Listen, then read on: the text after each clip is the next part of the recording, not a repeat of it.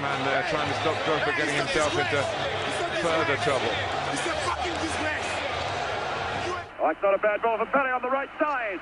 It's Carlos Alberto. And what a great goal that was! Carlos Alberto. Maradona just walked away from Hoddle then. Cardano smoked and Maradona! They're appealing for offside. The ball came back off the foot of Steve Bould, and Maradona gives Argentina the lead. The England players protesting to the referee. De halve finale komen. Ik heb opeens zo'n gevoel dat we in de halve finale gaan komen. Met het balbezit voor Frank de Boer. Frank de Boer speelt de bal. Heel goed naar Dennis Bergkamp. Dennis Bergkamp neemt de bal aan. Dennis Bergkamp. Dennis Bergkamp. Dennis Bergkamp. Dennis Bergkamp. Dennis Bergkamp. Oh! Frank de Boer speelt de bal naar Dennis Bergkamp. Die neemt de bal feilloos aan. En die schiet de bal erin. Hello and welcome back to the Scoreless Thriller podcast.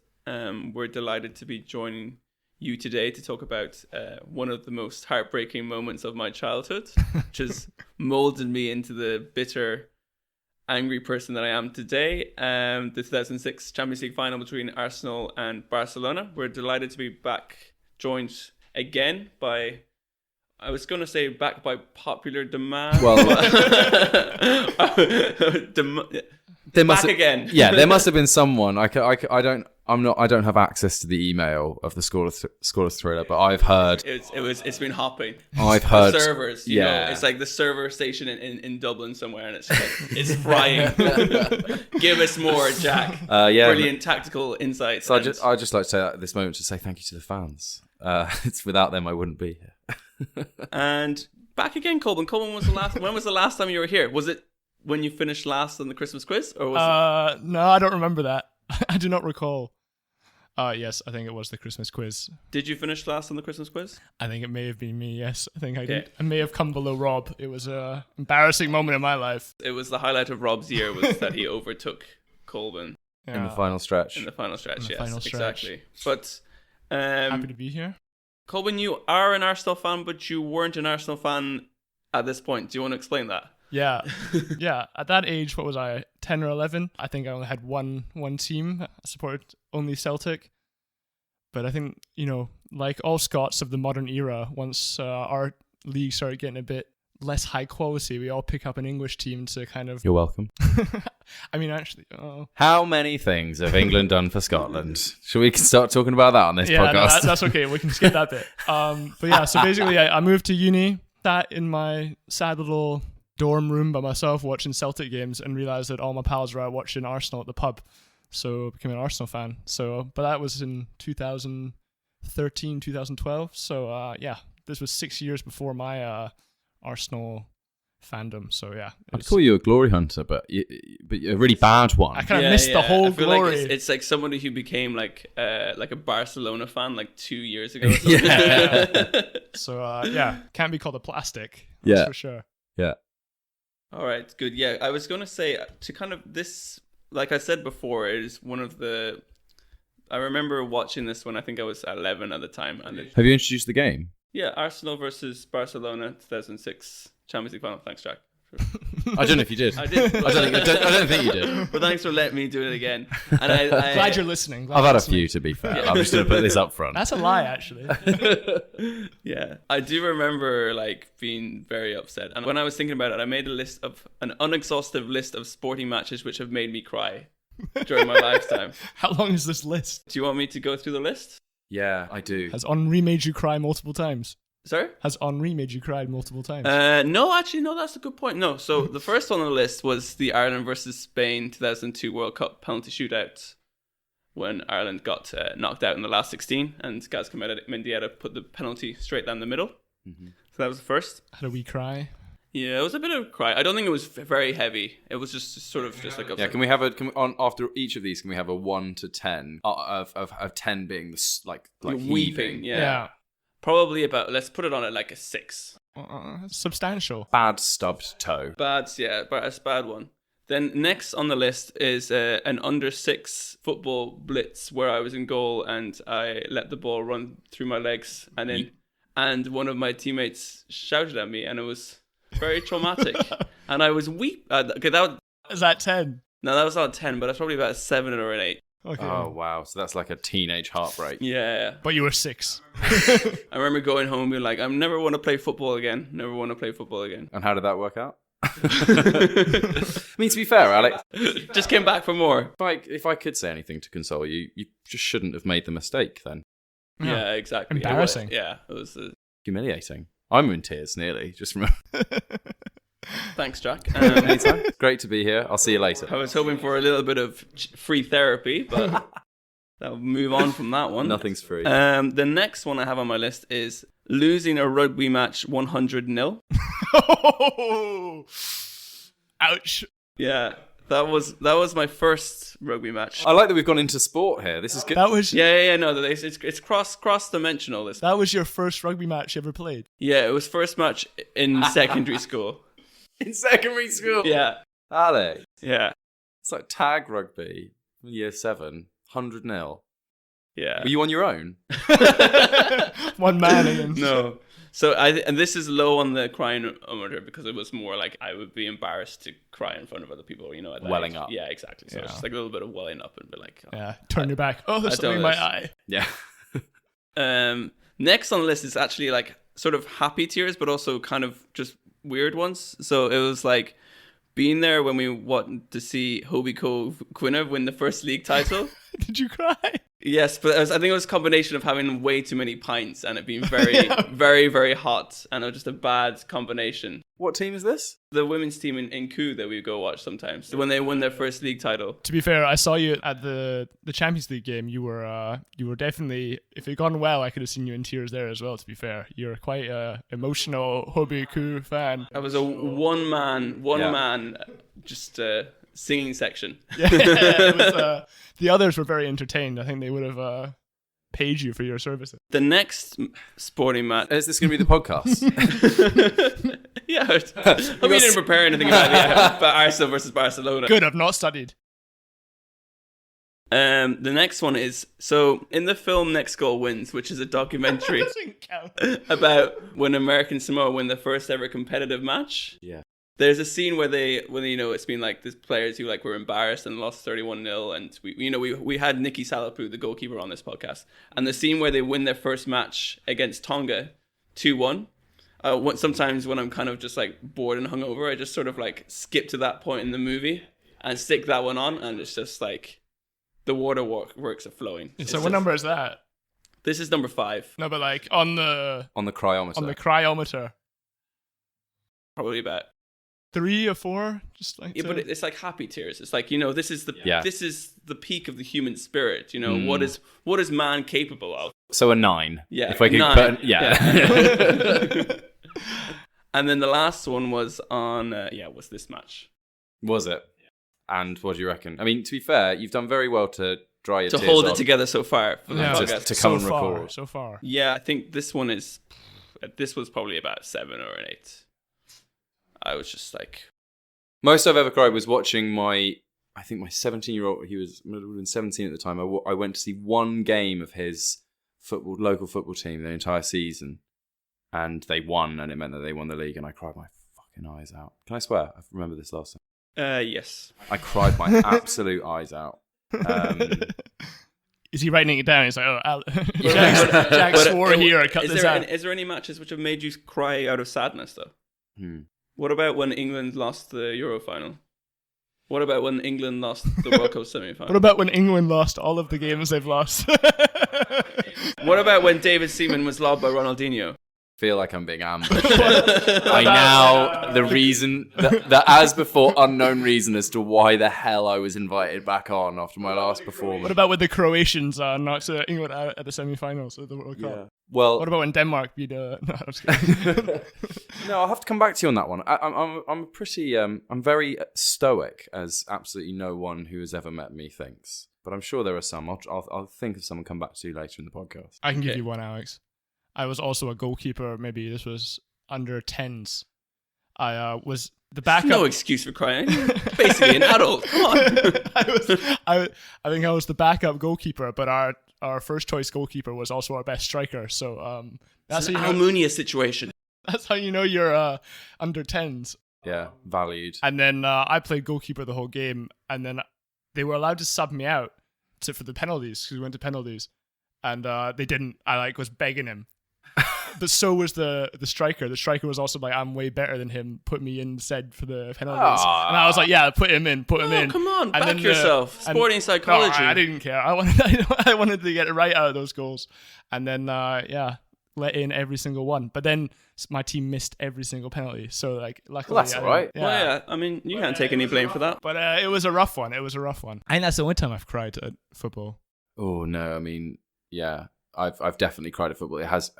Yeah, it's more often I don't cry at Yeah. Tears of trying to. I'll come back to you on the tears of sadness. I'm sure there's a few. Okay. England, I don't really give a shit about, to be honest. Anyway, Jack, what did you think about Arsenal versus Barcelona from the 2006 Champions League final? Initial thoughts, reactions, emotions. As a Man United fan, as I will be classified, it was great. Yeah, much better game than I thought it was going to be. Because also just for context, I did absolutely no research, much to Alex's chagrin. Jack, I'm going to cut this bit out.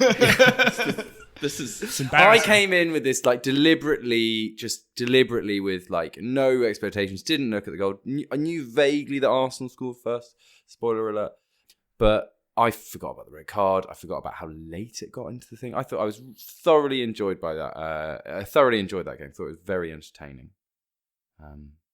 And obviously the right result happened on the day for me, not for the people who are currently wearing Arsenal shirts in this room. That would be Alex. that would be me. What about you, Colvin?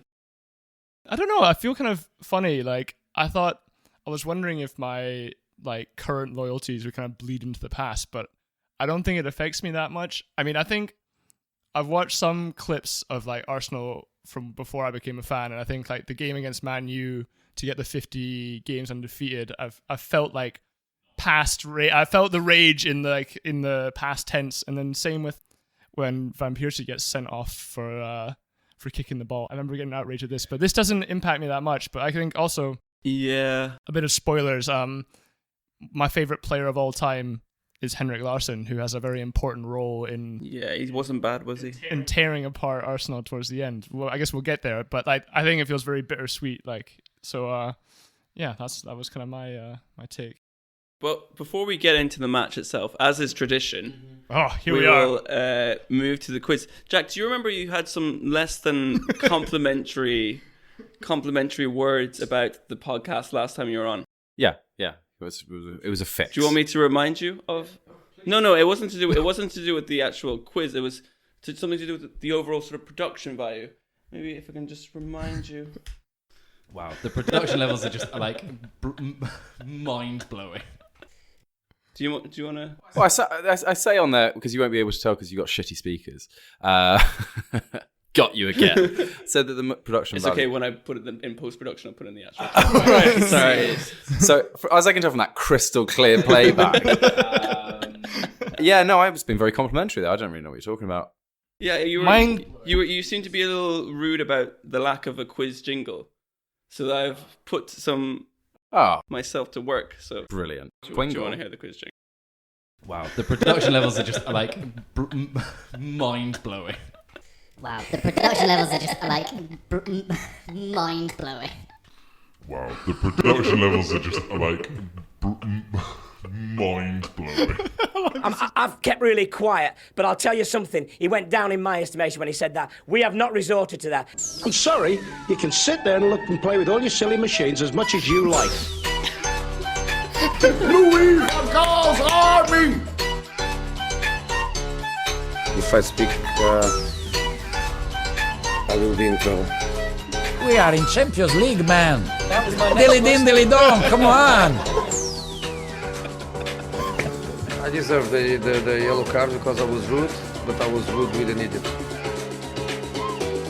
You don't know the answers to that question, and I think you are an ostrich.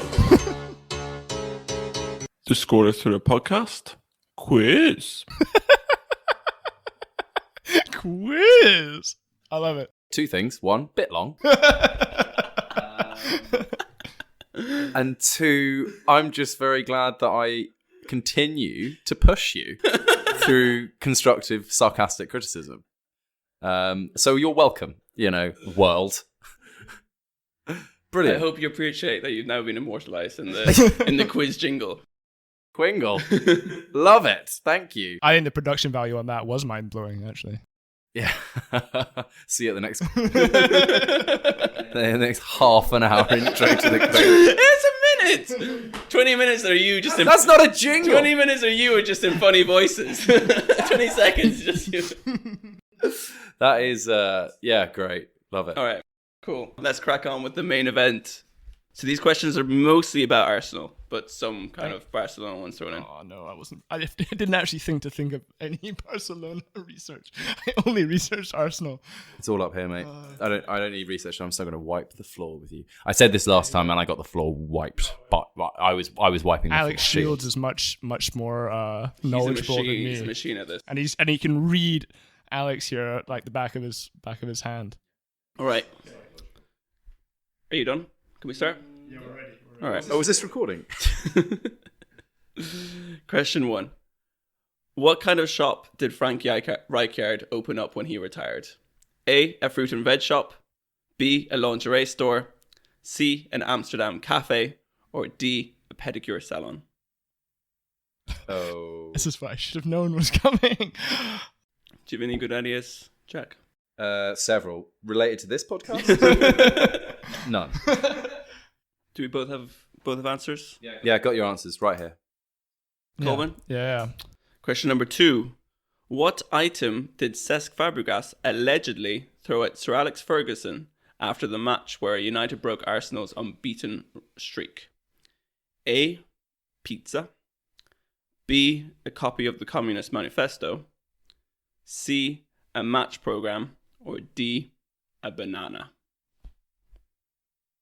Why you should be right. Sorry. No, I was just thinking, that's my thinking face. I'm too focused to. You good? Headspace. Good. Yeah. I'm ready. I'm born ready. Question number 3. How did Kolo Touré mess up his Arsenal trial? A, he got the dates wrong and turned up a week late. B, he was so nervous he threw up on Thierry Henry. C, he injured Arsene Wenger in a training match. Or D, he broke Arsene Wenger's cardinal sin and put 2 sugars in his tea.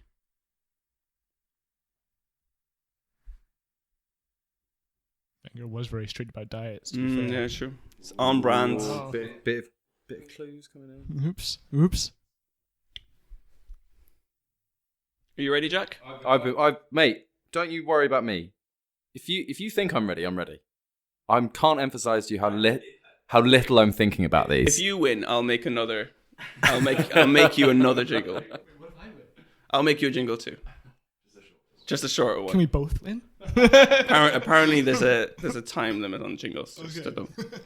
Not allowed to go over 20 seconds. I'll tell you that. Give me that for free. Write me a song. Question 4. Question number 4. When Frenchman Gilles Grimandi joined Ray Parlour and the English lads for a drink on pre-season tour, how many pints did Steve Bould order at the bar when they turned up there? There were 5 players in total. The person who gets the closest to the number. So this isn't one go that they went up, or like over the course of the night. No. This is the first time. So there's five Arsenal players walk into a bar. How many pints does Steve Bould order? And 1 glass of wine for the Frenchman. Can I just say, if the answer to this is 5, I'm going to be really annoyed with you. Can you put 1 and I just put 2? Sorry. Please. I see you've quizzed before. Are you good? I'm good. Question number 5. Igor Stepanos, the hapless Latvian centre-back, was signed by Arsenal because of what? A, Ray Parlour and Dennis Bergkamp were winding up Martin Keown on the bench talking about how good Stepanos was, and Wenger overheard. B, Arsene Wenger thought they were signing his brother, Yanis Stepanovs. C, in a trial match, he scored a Rabona. Or D, In a pre-season friendly, he injured Cesc Fabregas and Arsene liked his attitude. I mean, the good news is that all of those answers make me think even less of Arsene Wenger as a person. Whoa. Oh, yeah. Sorry, didn't realise I was in the room with two people who wanted fucking a World Cup every 30 seconds. Get out of my house.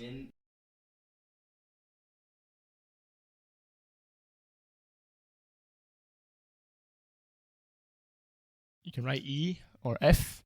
I'll do that. That would spell Or out something G. as well. Which member of the Arsenal team in the 2006 Champions League final briefly followed Alex on Twitter on his old account? Whoa! Alex.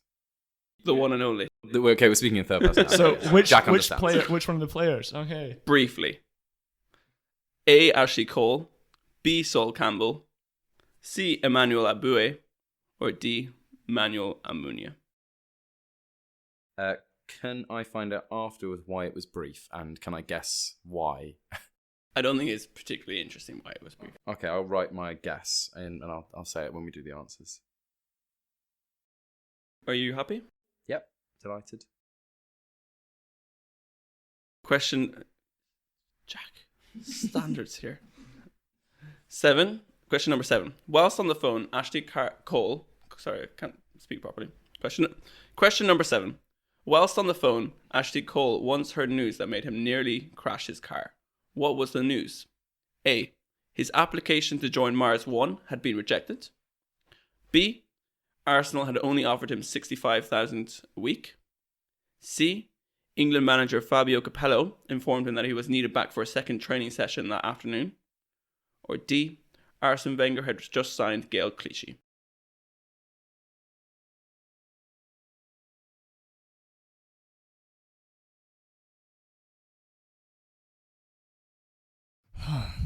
Dear. All right, final question. Yep. 8 questions. Yeah, did I not mention that at the start? You may have. I was too focused. I was laser. I was locked in. Yeah. Obviously, there's 8 questions. Fine. Yeah. Obviously, every quiz, 8 questions. Come on, guys. Ridiculous. Okay. Mad Jens got in the heads of Argentinian penalty takers during the 2006 World Cup by doing what? A. Miming the moves to the Macarena when they lined up their kick. B. Trying to make as big a bubble as possible with his bubble gum. C. Repeatedly checking a piece of paper despite none of the Argentinian players being mentioned on the sheet. Or D. Singing Tina Turner to himself as he made his way to the goal. Ladies and gentlemen, that's our quiz for today. Wait, Brilliant. Can you give me one answers quickly again? Which one? Question 1. Fruit and veg shop, lingerie store, Amsterdam cafe, or a pedicure salon. Lingerie. What was the first one? Fruit and veg. What is the name for a fruit and veg shop? Grocers. Grocers. Yeah. Greengrocers. Greengrocers, exactly. Was that part of... Do I get a point? You don't get a fucking point. Well, stop giving me... Stop giving me fucking answers, questions then. If you give me questions, I'm going to answer them right. All right. Half a point. I've written down half. Jack, do you think you did better or worse than last time? Can't have been much worse. But actually, I do think I did worse. I am completely guessed on every single one of these. I also think I knew. Not- I knew. not- I knew a couple. Yeah, you didn't know what was thrown. No, I think I will come to it. All right. Question number 1: What kind of shop did Frank Rijkaard open up when he retired? Colbin. Whatever D was. A pedicure salon. Yeah, pedicure salon. I've gone for C, and I've spent most of the quiz trying to come up with a funny name. I just crossed out C, so... I can tell you that you're both wrong. It was B. Lingerie store. Alex Shields would have got this right. Yeah, he would have. Oh dear. Rickyard's Knickers. Doesn't work. In my head, it works. Maybe in Dutch. Ricky's Knicks. Ricky's Knicks. That is. Ricky's Knicks. We workshopped that, and we came up with something that we can all be very proud of. Jack, just thinking, is there a Premier League manager who you think would do well owning a lingerie store? How long can I think about this, and then can you cut in how long I've been thinking, and then just make it seem like I did it really quickly? 15 seconds. 15 seconds. Do you have an answer? Do you have someone? I would have said Sean Dyche, but not a Premier League manager anymore. Exactly. That's rough. Rodgers is Roger. Yeah, Rodgers. I feel like Rodgers is Rodgers could own like an adult store. I feel he's just got that kind of. Oh, Eric 10 bras. He only has 10 bras at any time in the stop. It's very like upmarket. Yeah, Eric 10 bras. Eric 10 bras. Can we cut all of that? No, I said. What do you want? Do you not want the punchline to your joke included? Or do you want that included? Not at all. Okay, go on then. What? Oh, to tell. Well, no. I think I didn't have a correct answer. I was just opening up the floor for discussion. Oh, Eric 10 bras. I just told you. Brilliant. Off the bat. That came right off the top of my head there. Okay, what was question 2 again? All right. Well, moving on from whatever that was. What did Cesc Fabregas throw at Sir Alex Ferguson? You know it. Right, I say pizza. Pizza. Correct. Yes. Okay, Pizzagate did come into my head, but then I thought Pizzagate is something else, isn't it? No, it is. No, it is. No, Pizzagate. There's Lasagna Gate. Lasagna Gate is another thing. That's another one. That's when. The Tottenham we're going to players. talk that later in the podcast. But I mean, Are we? the last day of the season of this season, Arsenal were behind Spurs to go for fourth, and all the Spurs players got food poisoning from a dodgy lasagna and lost their last game of the season to West Ham, allowing Arsenal to overtake them and finish fourth. And there's it was obviously Wenger sneaking into the hotel, serving the dodgy lasagna. Ah.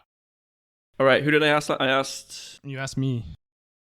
Jack, what did Kolo Touré do on his trial? Please. I think he broke Wenger. Did Let he? me just get the anecdote. Yeah, he definitely did. Yes. He slide tackled little old man Wenger. Great, love it. That doesn't sound like messing up your trial. And obviously he clearly didn't. I needed you to get one of these wrong. Okay, fine. I think that was basically my lifeline. That's how a head-to-head quiz tends to work. After going in two-footed on both Thierry Henry and Dennis Bergkamp, the defender went in on Wenger himself. A proper tackle took him out, in the words of Ray Parler.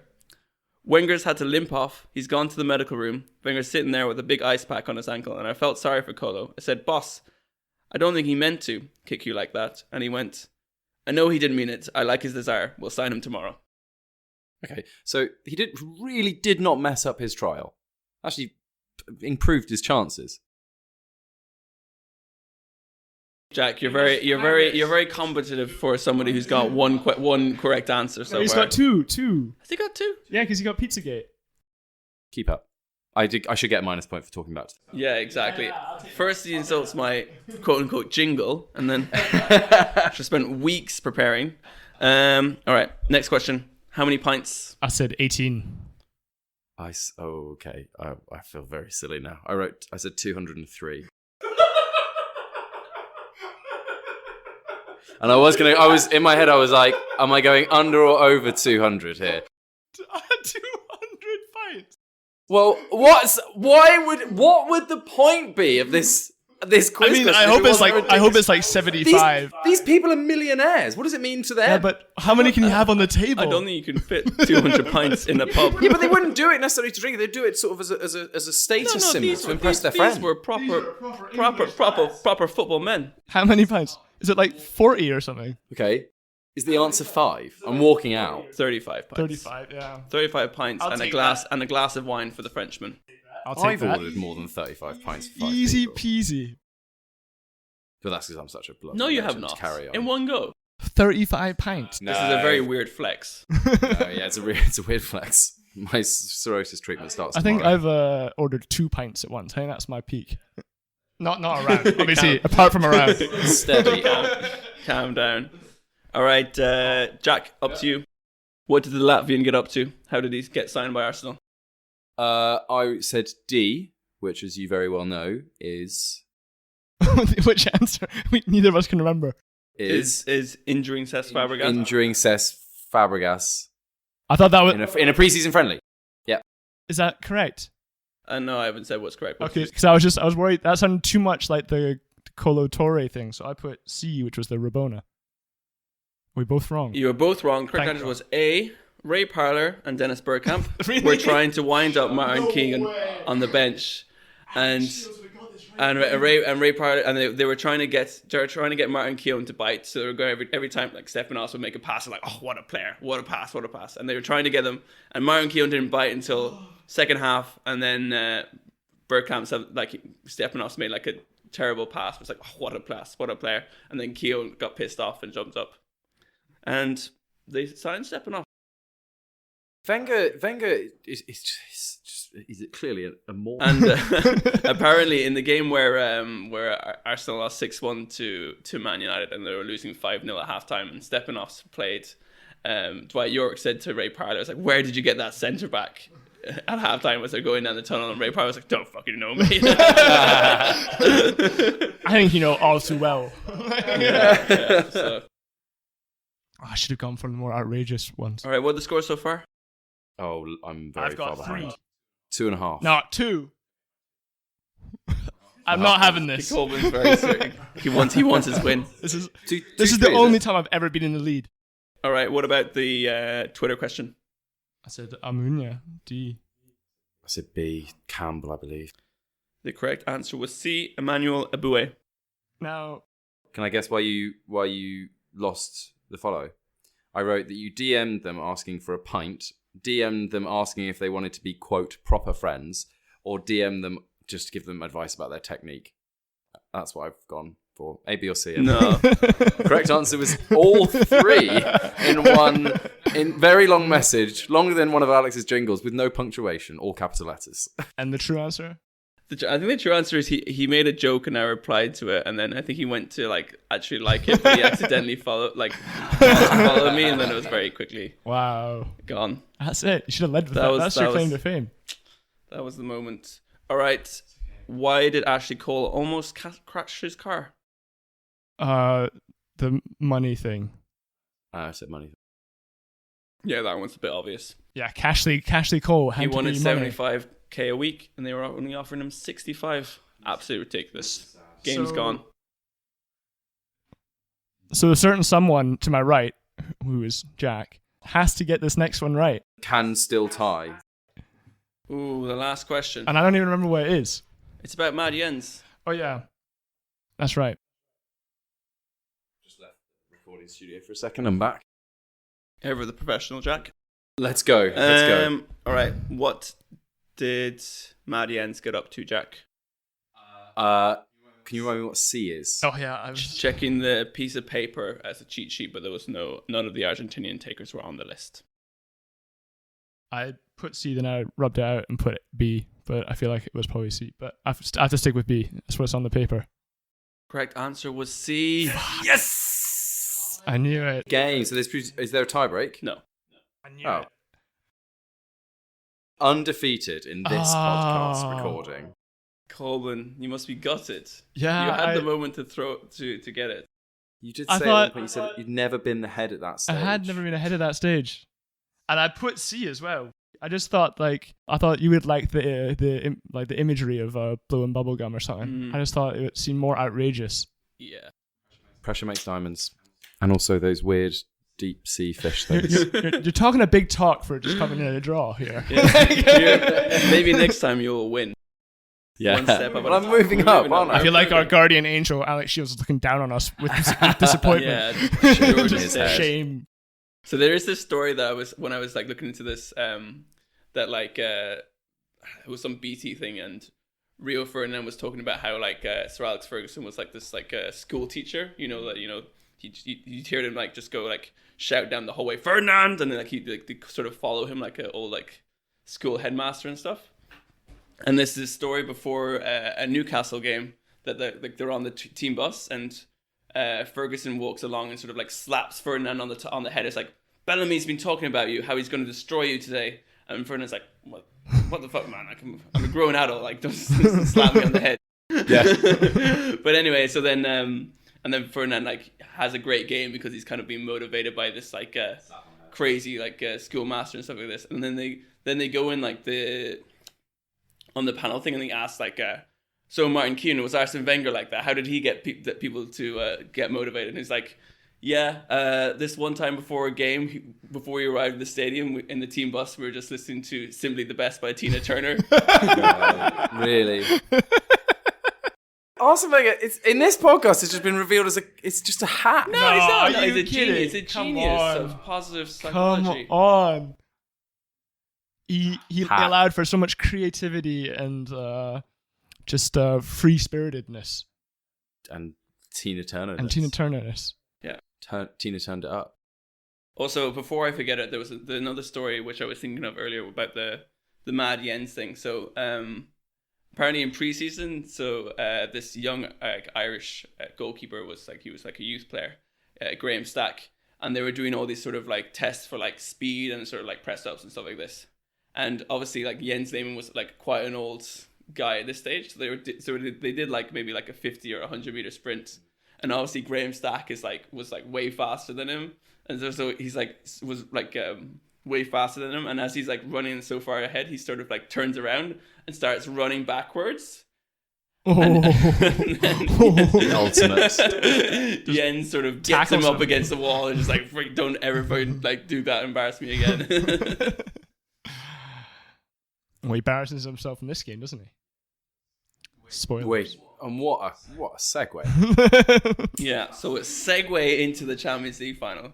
So Arsenal's route to the Champions League final is insane because they don't concede a goal in all the knockout rounds, and also the last time they conceded a goal was match day 2, and they played also like a lot of that season without Ashley Cole. So they had Flamini playing left back and this kind of makeshift defense. And also, what's kind of remarkable is that season is it was going quite badly for them. Like I remember, it was the last season at Highbury. They were outside the top 4. Basically, that kind of like Invincibles team had gone at this, like was being broken up. Like Vieira had left, but then you have this great game in the quarterfinals where Fabregas, like for one of the goals against Juventus, Fabregas like nips in and gets the ball off. Vieira runs away and scores, and then also in the last 16, like Henry scoring that goal against Real Madrid, which is insane and so good. And then, but yeah, like I was saying, like we didn't have really a very good season, but somehow in Europe they were kind of putting it together. Yeah, well, I remember Liverpool had one like that when they won it. I think, didn't they? They sort of finished mid-table under Benitez. The season before, I think, was it when they got to the final when they won it in Istanbul. They've actually finished 5th. To be fair, I think that Benitez would be a pretty funny person to own a lingerie store. Benitez. Yeah. I just think Benitez Brasserie. I just think he looks like he's the most likely to. Little goatee. Don't know. Anyways. No. No. And then like on the other hand, I guess for Barcelona, like they in the early 2000s, the club had kind of been a bit of a disaster, and Frank Rijkaard came in as the coach with like very bad, like not much like pedigree at all, and he was actually on his way to become coach of the Dutch Antilles before he got the call to become Barcelona coach. A step down, really, isn't it? Yeah, step down. Should head off to the Caribbean. Yeah. Has there ever been a more like, in terms of the list of managers who've won a Champions League? Yeah. I mean, he's done. I mean, we looked it up during the game. His last job was Saudi Arabia. It was like in 2013, Saudi Arabia, 2013. Has there ever been a manager? Roberto Di Matteo at Chelsea, I think, is the obvious one. Oh, yeah. But then there was a whole thing about whether John Terry was basically managing the team. He was sort of in there as interim coach. But yeah, and I'm sure there's, like, among like modern managers, there's like, Frank Rijkaard was. But it's actually quite remarkable because Frank Rijkaard, like, he did quite a good job at Barcelona. Like he brought in sort of Deco, brought in Ronaldinho, and sort of changed the team, and also like brought through a lot of the newer sort of like Messi came through and Iniesta. But then outside of the job at Barcelona, he didn't really do anything. Got his moment in Solskjaer syndrome. Yeah. So then moving on to the game itself, I think like Arsenal start on fire. They should have scored. Henry has that big chance after 2 minutes. Yeah. I mean, I don't know if it's too early to go into hot takes. Hot take. Oh, I need a jingle. You need a jingle for hot takes. But I'll set you up. I feel we both get a jingle for that draw. Yeah. I'll set you up for your jingle for hot takes. You haven't got a hot takes jingle? There you go. I will save my hot take. I'm going to save it for a little bit later. Yeah, the Henry one. It was a decent save from Valdez, but he does so well.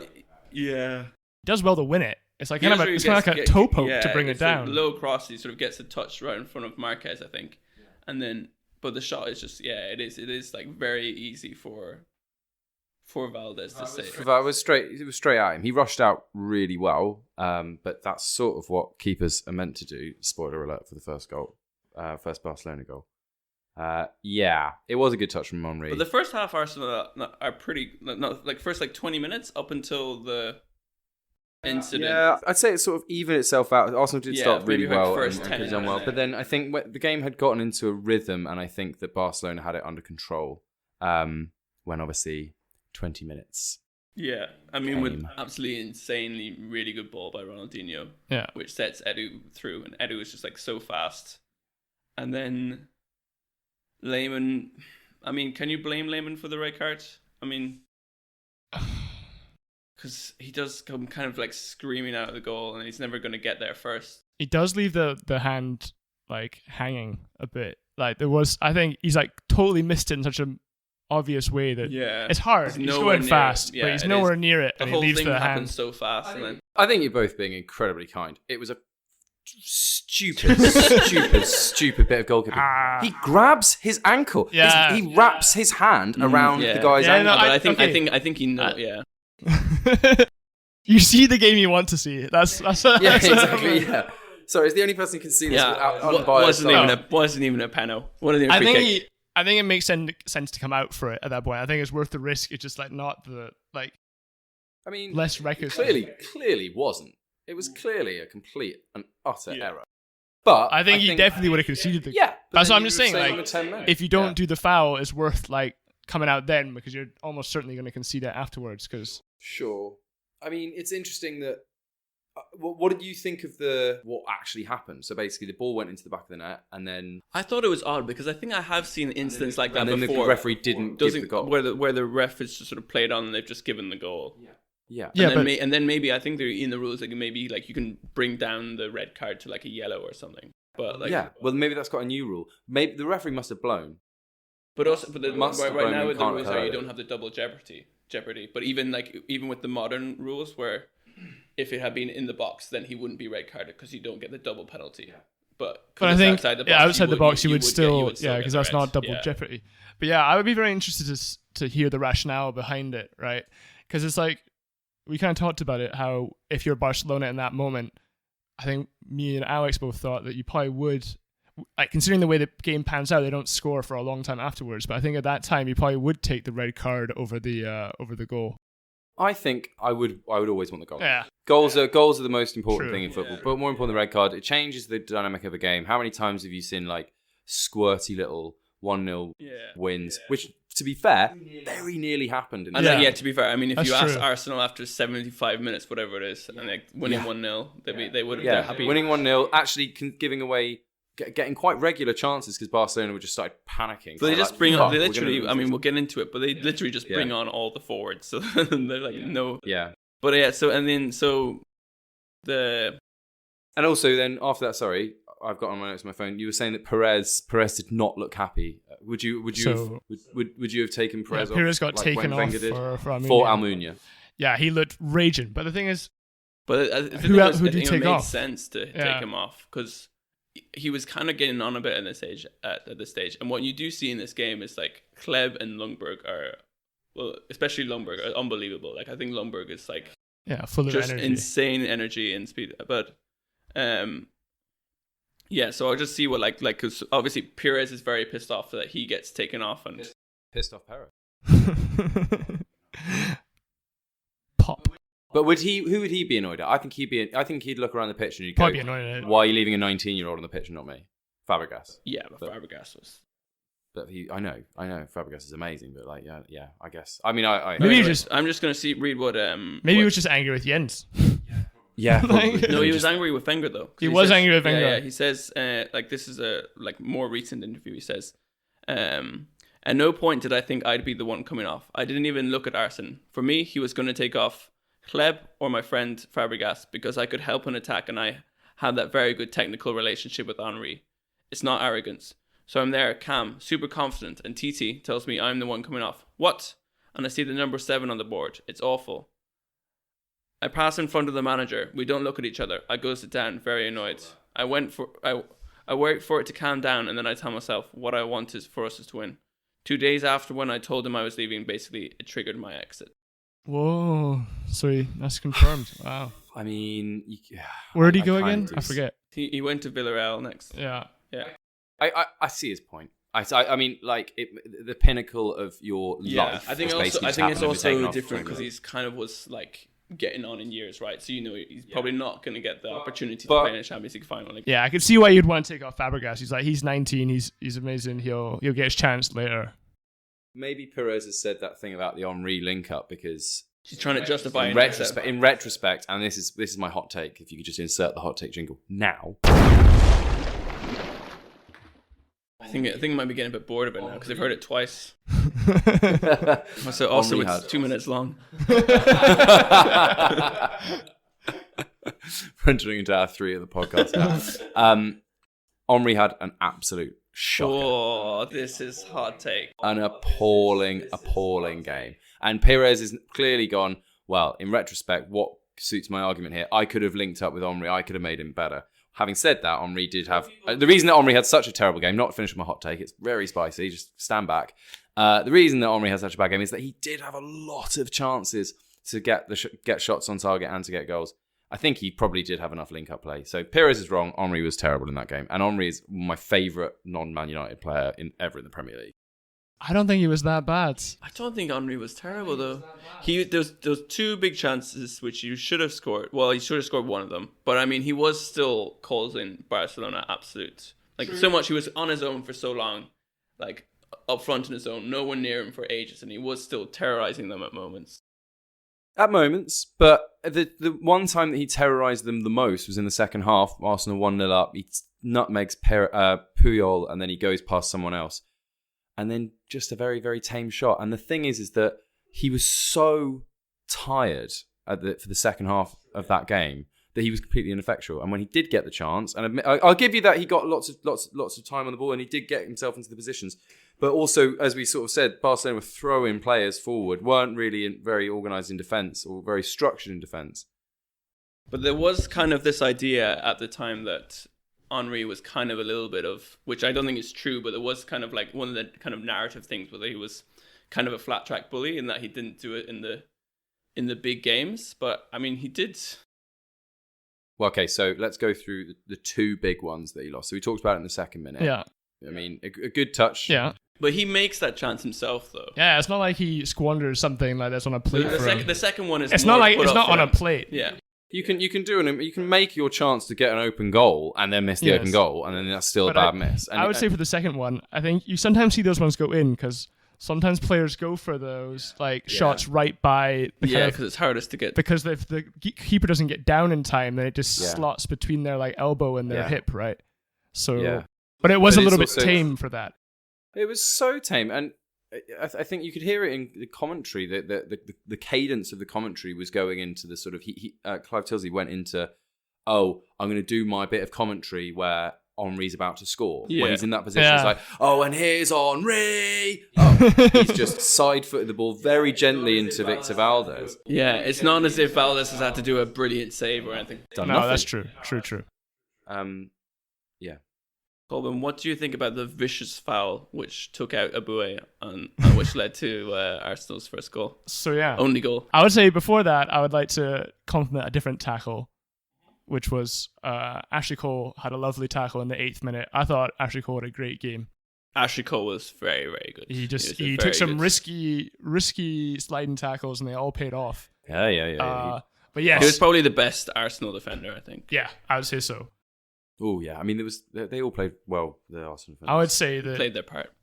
Our dear Aboué got absolutely decimated on his way towards the penalty box, and it was an outrage. And it's a miracle that his career could continue after that. that wind in Saint Denis is really strong. It I must have knocked him definitely over. think there's this thing, because I remember it was kind of like David Luiz obviously did do, like when he played for Arsenal or Chelsea, did do kind of stupid things. Yeah. But I think there is kind of the thing that, like, same as Poyal, is like the big hair makes him more visible. And just like, I feel like the referee just sort of saw Poyal coming. Oh, he's come over there a bit fast. He's probably taken him out. Playing all there looks a bit uncontrolled.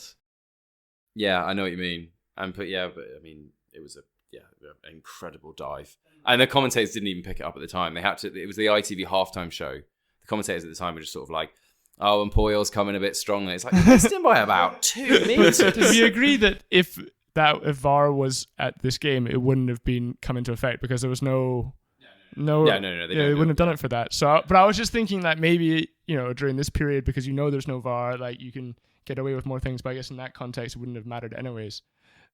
But I'd say also on the subject of Abui and VAR, if VAR had been in effect in this game, Abui would have been sent off twice. There was a very high boot. There was a tackle, really high boot straight after the red card. So the referee wasn't going to give another red card. Went up into the groin of the player when they were both just standing still, and then he had a 2-footed lunge at someone or other, Ronaldinho. Yeah, later on. Anyway, carry on. Sorry. Yeah, we're just going to talk about the greatest goal in football, greatest header. What a header! Yeah, Sol Campbell, incredible. How he managed to rise up above that 5'3" Barcelona player who was 4 feet behind him. There were 4 players around him. He made plenty of space. He's a giant, made of granite. Giant of football. Made of granite. Blinded by your faith. It was a powerful header. They were completely unmarked. Yeah, but that's you made the space. Like, what are you going to say? Like, there was 4 of them that could have marked him, and none of them did. It was also a great ball by Henry, who I thought. Wait, hot take. Hot take rescinded. No, a tepid take. So that's them. They've pulled into the 1-0. A man down. Exactly, and then you think, okay, well, they just have to now they have something to defend at least. But I think before halftime, Almunia, who is probably going to be the villain of the piece later on, he actually makes a really good save. A great save from Etu, tipping it onto the post. No right to make that. Complete reflex, stuck out his right hand. No right. Everyone missed it. Everyone missed it. Just flicked it over, hit the bar. Unbelievable save. No right to make that. As I say, brilliant. Do you have anything else you want to say about the first half?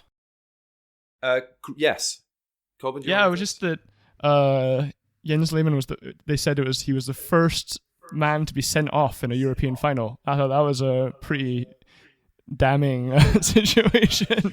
Nobody wants to have that record. I guess that's the thing, right? Finals are usually quite cagey, and you don't usually go a bit crazy. So I guess it makes sense. But on you go, Jack. I was going to say, just also linking back to the Sol Campbell goal. Why are you running back after the celebration? Pumped. Let's get fucking at them again. Yeah, but you're good down to 10 men. They could have taken that out for about 3 minutes. Yeah. To be fair, I think right after the goal, I think Abue goes down under a quite innocuous challenge, and he's there. He's got it. He's a master of the dark arts there. Probably a time wasting tactic. And also the other thing, which is probably the most important take of this podcast: great shirts. Oh, it's so iconic. Probably, I'd say this fixture. I was noticing it in the first half.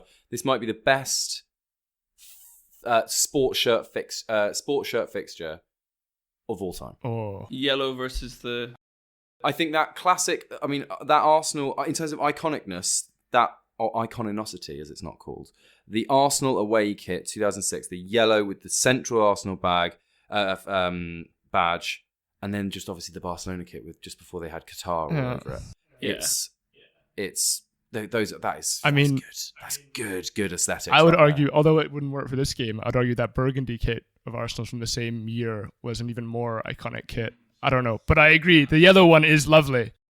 I don't think it's more iconic than the Barcelona home kit. No, not the Barcelona home kit. No, I just mean between the yellow Arsenal and the burgundy Arsenal. I think you see the burgundy one re-emerge among vintage fans wearing more often. You see the yellow. You do. But yeah, I agree. Lovely kits. Hot fashion takes. All right, so then in the second half, Emilson goes off because he's injured, so they bring on Iniesta. Not bad sub. Don't know what happened to him. Also, Xavi was on the bench. He didn't even get on. Really? Yeah. Really? How old? He's 42. Oh, brilliant! Right.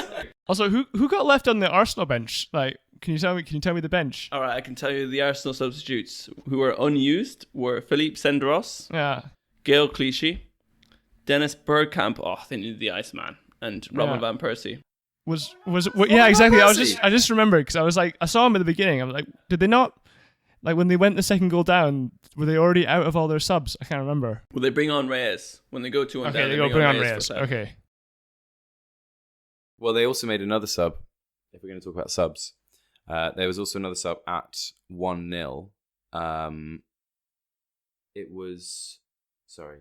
Is this the 61st minute for Larson? 74th minute sub. What happened there? Who took it? Fabregas goes off for Flamini. Fabregas goes off for Flamini. And do you think this will change the game, actually? Fabregas going off. I was going to say this, right? At the time, you're watching it. So it's an Arsenal corner. And this has come at the end of an incredible bit of Arsenal pressure. I wrote some of it down. I was like, 63 minutes. There was Ronaldinho gave away a foul right at the edge of the area, which could have been a penalty, and the referee gave it the other way.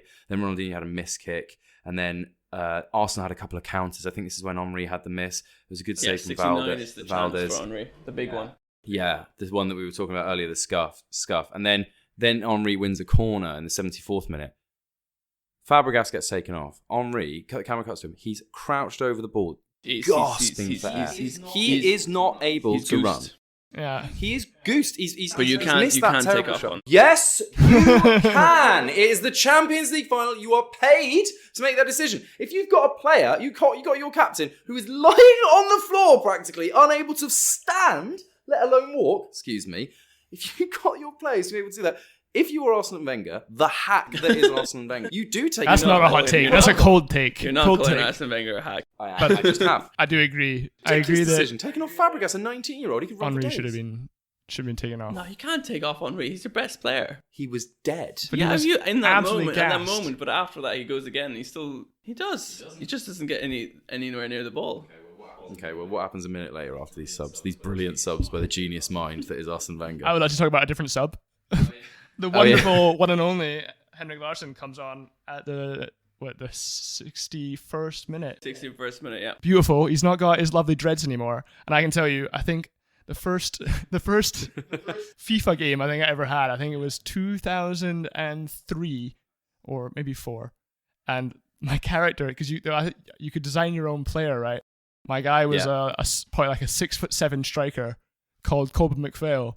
And he had very suspicious blonde dreadlocks because I was just trying to. Wouldn't get away with that today. I wouldn't get away with that today. I was gonna say it was my cultural appropriation moment, but it was really.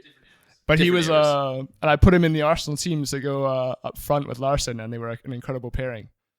But dynamic dreadlock duo. But at this point, he's shed the dreadlocks for that shiny dome. Bald. All the better for it. All the better for it. Yeah, beautiful man. Yeah, I mean, so he comes on, and then their first goal, which is on 77? 76, I think? Was 76, yeah, exactly. So the ball, I think it's Ronaldinho plays it into him. Yeah. And then he has this very, perfect touch just around the corner. Yeah. In behind the buoy. Marginally offside. VAR would have got that. VAR wouldn't have got it. It's interesting, isn't it? As much as we shit on VAR, it would have. But would English VAR have got it? English VAR wouldn't have got it. No. We would have sat there for 20 minutes and you're like, yeah. But I was also interested. It took them 10 minutes to put it on the screen after. They didn't show it on it. And I feel like it's ITV. I feel like these days, even if there wasn't VAR, they'd be showing it instantly because of the controversy of it. Because they would just be like, "All right, that's it." They will go absolutely mental. Let's get it on now. I think you just assume that he must be onside because he comes from deeper, and then suddenly when you look. But it was a lovely. Actually, was it lovely? What are the thoughts on the goalkeeping? I think I would say it was. You get beaten near post. He does this. That's just such a cliche, though. That doesn't. No, okay, but the thing that is bad is when you see it from the replay because the camera's behind him and you see him kind of put his weight on his I think his left foot and he kind of loses it and then he tries to lean back on his right and then that's And he puts a hand on the ground. His hand Yeah. out. He puts his hand on the ground. That's he's that lost really his foot. bad. He's really low to the ground. He's collapsed in on himself. And it was interesting thinking about, we talked about that Valdez save in the second minute. Valdez, it's like big. He's commanding the situation. He's just there, and it's just Henry does hit it straight into him. But if that had happened, if Almunia or more to the point, if Lehmann had been there, both of you reckon that. I mean, you can't say whether it's a goal, but I think in that situation, Lehmann dominates the situation, right? He's like, he doesn't shirt. I feel like maybe the moment was like too big for Almunia in some ways, that he's just like yeah. And then I mean, once they score the goal, you kind of know, okay. Like the whole, it's a pressure drop in the stadium, and I mean, the Arsenal heads are completely gone, and I think like even on the commentary, they're trying to like even build them up slightly. It's like, if they can survive until full time, and then like maybe go to extra time. I think also if the goal had been like right at the end of like just before full time, then you can be like, okay, let's get to full time, let's regroup for extra time or something like this. But like you concede, and it's like, okay, there's still like 13, 14, 15 minutes left. It's rough. It was that. I mean, the game was gone by that point, I reckon. And then so for the second goal, Larsson, which I think is probably which is the better assist, probably. I think what's impressive is Larsson gets that ball a bit he lunges out with it's on the right hand side. I think it looks like the pass is going past him, but he just gets to it and then quite quickly turns and passes it back into the box. And it's I think it's lovely. Yeah. I think the first one technically, because the first one he really opens up his body. Has to be so precise with the touch. Just so perfect. And the other one, I think you can you said earlier about the Arsenal players' heads going down. They're a bit more static than they have been in the entire game. Yeah, there are. And there's so much space at Belotti. Yeah, that's true. There was space. Belletti, his only goal for Barcelona. Oh, what a fact! Was it? And wasn't a goal, own goal. As no one on the internet agrees with me. Yeah, we've had a long debate with Jack about whether so basically to see if anyone agreed with you. I googled Belletti Champions League and I put in quotes own goal so that a search had to come up if there was not a single soul that I could find had gone. That was an own goal, despite the fact that it was clearly an own goal by Almunia. Do you feel like you've got some forbidden knowledge now, or do you feel like... No, I just looked at the YouTube video, slowed it down to 0.25 playback speed and showed you both. Colvin, I think I got you, didn't I? I think you... Colvin just being polite. I think I see why you think that, but it's hard to say from that angle. I see if I was an idiot, how I could think that. I've had that response in arguments with my wife, where she's trying to be diplomatic. I see why you think that you're right, but let me just tell you, you're absolutely not. I think, it does go. Where does it hit Almunia? It's like inside of his whatever. It's close to the gonads. Yeah. It's not a good save, and it's not. I mean, it's not a save, is it? I'm more sympathetic to him on this one in some ways though, because I feel like it's just kind of unlucky. Mm-hmm. I feel like 9 out of 10 times it maybe hits him on somewhere else on the leg and then just bounces out. Yeah, but I'd say 99 out of 100 times someone shooting from that angle, anyone shooting from that angle. I mean, the only time I've ever seen anyone score from that angle and you go fair fucks was I think Drogba hit one against Liverpool in 2007 or something, and he hit it postage stamp top corner and hit it at 300 miles an hour. Not a right back scoring their first and only goal for their club and sort of dribbling it through. How would you feel if Volvox conceded that goal? I would start a campaign to get rid of our keeper. I wonder who the keeper would be. Yeah, and I mean, so that goal goes in. And great celebration as well from Belletti. Just crumples to the fucking ground. They're all hate them. They're all having so much fun. Little Alex Peters was not having fun. Close to tears at this. Who were you watching it with? Remember? Just myself. Just yourself. Me, myself, and I. Oh. My parents had some church meeting, but I kicked them out of the living room to watch the game, and they had to go in the other room. Brilliant. Lovely. Love that. Yeah. And then my mom came in and asked me why I was crying. I was like, can't you see they lost? And they were like, I know someone who might help, and just places a Bible in your hand. This will see you through, son. This will see you. Okay. And what's left? There's a big meaty Colo Torre tackle. at the end. I'd say a characteristic of the game is there are some huge tackles going off both sides, double-footed, like shameless double-footed as well. Like nowadays, if you go, you have action replays. Was it double-footed? Was it? There's massive. They just fully go. Eboué and Campbell had a couple throughout the territory. And Henry also had one that was like a good 6 inch. Like it's a sliding tackle. It was like his foot's a good 6 inches off the ground. Like big tackles. And then a nice, lovely tactical yellow card for Larson, and that finishes off. No? Yeah, there's not even. I don't think Arsenal even get like close. Like sometimes you always say, they'll get one chance. They'll get one chance. Which they don't even get close enough to create a chance or anything. Yeah, and that's that. And that's that. Yeah. I think the only thing I didn't say about the game, and I said a lot, was even though I don't think he had a very good game. Are you trying to rein in your no hot take? Henry's gone. Henry's had a terrible game. We've all agreed. He's not coming back. It's called Wenger a fraud. Henry, I don't know, had a terrible game. No. Wenger's a fraud, a hack. Throughout this game has proven that he's a hack. Henry just had one dodgy game and is an incredible footballer and probably one of the best footballers, if not the best footballer to ever play in the Premier League. But had a terrible game. Yeah. So where were you going with this? I'm going that I said Ronaldinho didn't have a particularly good game, but it was amazing to watch him. Every time he got the ball, it was just like, oh, I remember the feeling you got when you just the excitement. You're just like on the edge of the seat. But he doesn't have a great. I think there's a little bit of him trying to want to do it on the stage, trying to do too much, right? They're losing the game, right? And he's just like, I think at one point he has like a kind of wild shot which goes like 20 yards wide. And he has a big miss kick it a couple of times, and the commentators are loving it. But like, even just his little things and just his passes and the way that he would attack players and his hair's bouncing all over the place. It just took me right back to sort of like that period when you were like, 8, joy, like as a child just watching him play. Miserable. This guy is just like not of this planet. It's amazing. I mean, you can see the impact now. Still, like you've got Rafinha who just signed for Barcelona. I think like that kind of players like Ronaldinho made Barcelona huge. Yeah, Neymar made Barcelona huge in South America, and like you still see that like there's still guys who it's their dream to play for the team that they saw Ronaldinho play for. Yeah, and just play in that certain way. And just say that play the beautiful football. He was just incredible. Yeah. But for all that, it was Henrik Larsson who decided. It made the game. Substitutes in the Champions League final. Who would have thought it, eh? I think he would have taken a tasty goal against Rangers over those 2 assists any day, though. So and we've got him on the pod next week.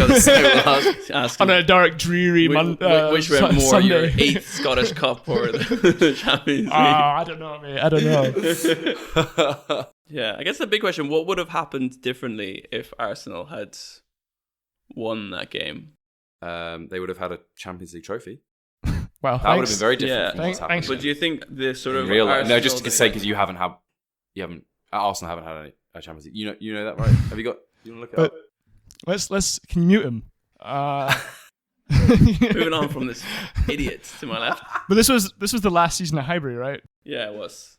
I feel like, I think it would have just made that like process of the stadium change much easier. But I feel like the problem was over the next few years they just kept losing so many players. Like Henry signs a contract and stays for one more season, then he leaves. Yeah. Kleb leaves later on. I mean, a few years later you have Fabregas leaving. It's just they can't really keep replacing all these players all the time. I guess it also sent Barcelona on that positive trajectory as well, right? Absolutely. That was the making of like Barcelona up until 2 years ago, I guess. It's funny as well. You think about it. Messi was in the squad injured. Yeah.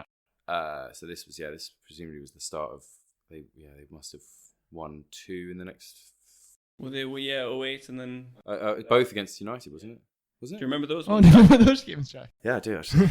But I also remember the 2 Champions League finals wins that I've seen in my lifetime. So I guess next pod will be a tragic Man U loss, won't it? I feel like. Oh, you're gonna have a. How will you pay? Just pick a random one. Let's just watch all of them. One of them from last season. I think you would have seen maybe Arsenal would be a bit more well established now and not be. It is interesting. It's an interesting. They use it in American sports all the time. Podcast sliding doors moment. Oh, it is. It definitely is. I think. It does seem to, like, joking aside, there is a big drop off in expectations because there's been no real Was there anything you did in the Champions League after They that? got to the semi-final, I think, a couple of seasons later, and then lost to United. Oh, yeah, you got trashed by United. Yeah. Yeah. No, I'm not having a go. I'm just saying it was an absolute battering. Ronaldo scored that 50-yard free kick against Almunia again, wasn't it? It's fucking Almunia, mate. Just kept rid. No, he wasn't good enough, Almunia, but he was a nice guy, so. There you go. Yeah, nice guys. Yeah, nice guys. Finished last. But yeah, no, I think for Arsenal, probably, I'm not sure even if it would have made that much difference, because they still just had that new stadium debt to repay. Back when debt still meant something. Yeah, and you still had the kind of rise of Chelsea, and then later on City, which just kind of pushed them further down the down the totem pole.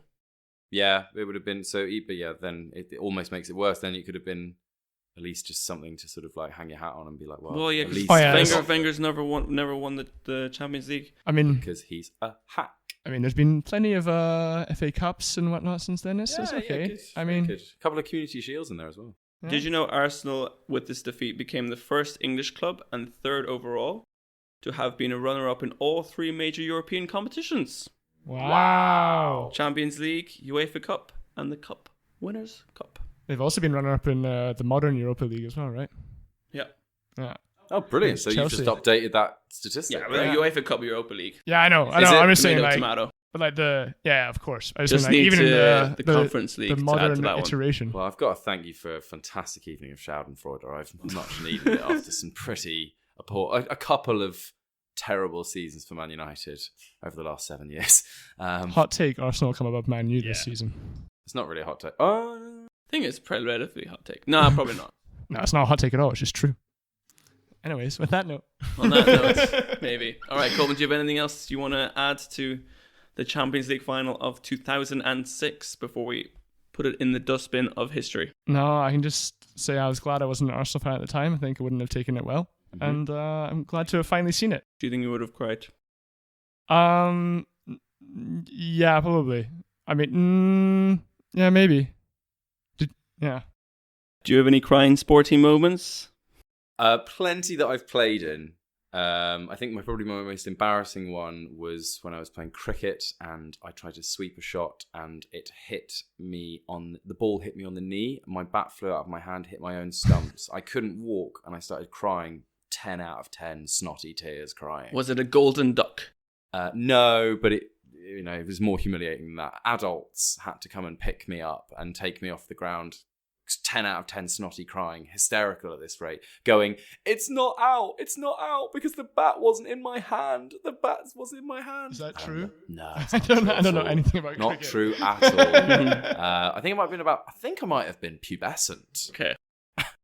Might have. Right. I might have been 13 or 14 there. Actually, I like this is a good note to end on. Yeah, on this beautiful note. On this image of Thierry Henry, it could have been worse. Otherwise, you didn't hit yourself in the face with your cricket bat. All right. Thanks, everyone, and see you next time. Bye-bye. Yeah, thanks a lot.